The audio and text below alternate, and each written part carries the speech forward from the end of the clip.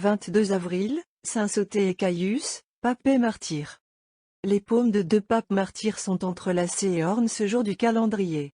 Sauté a souffert pour le Christ au IIe siècle, et Caius au IIIe siècle. 100 ans les séparent.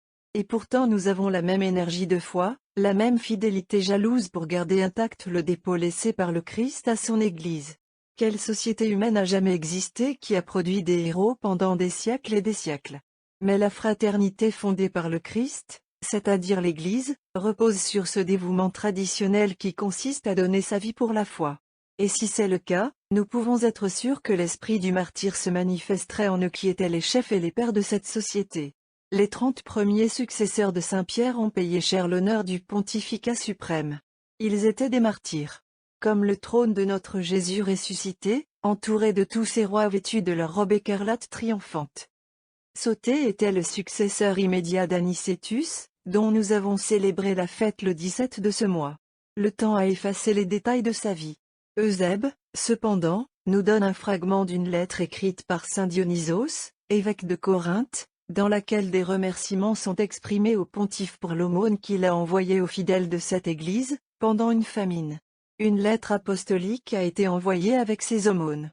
Et saint Denis nous dit qu'il a été lu dans les assemblées des fidèles, avec celui adressé à la même église, au siècle précédent, par saint Clément. Les pontifes romains ont toujours uni la charité à leur fidélité en préservant le pur dépôt de notre foi. En ce qui concerne Caius, il a souffert la mort dans la terrible persécution sous Dioclétien. Et à peine plus qu'une simple mention de son nom est donnée dans les annales de la Rome chrétienne. Nous ne pouvons donc pas nous étonner de la brièveté avec laquelle la liturgie parle de ces deux papes martyrs. Nous sous-joignons les leçons données dans le bréviaire. Sauté est né à Fondi, en Campanie.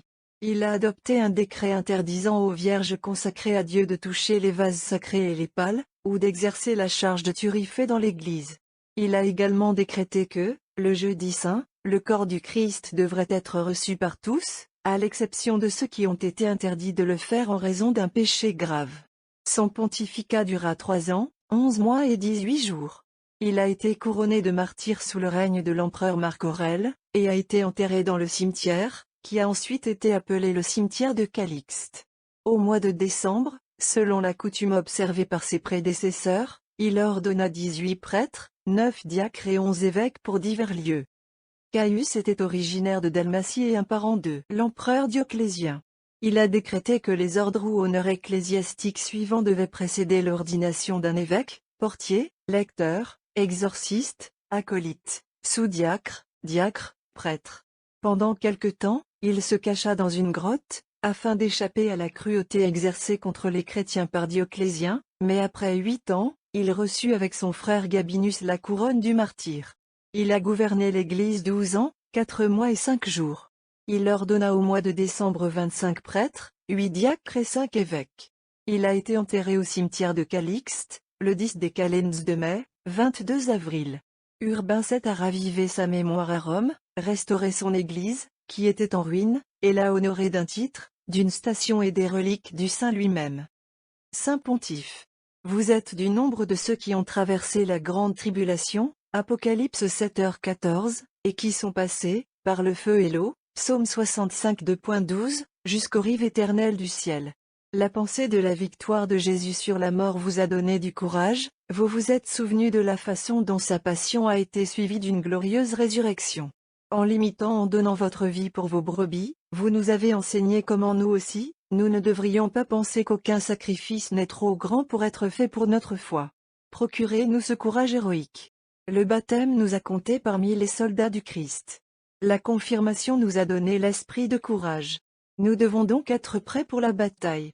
Il se peut que, même à notre époque, une persécution fasse rage contre l'Église. En tout état de cause, nous devons nous battre contre nous-mêmes, l'esprit du monde et Satan, soutenez-nous par vos prières. Vous étiez autrefois les pères du peuple chrétien. Vous êtes encore animés par la charité pastorale qui remplissait alors vos cœurs. Protégez-nous et rendez-nous loyaux envers Dieu, dont la cause était si claire pour vous quand vous étiez ici sur terre. Égal.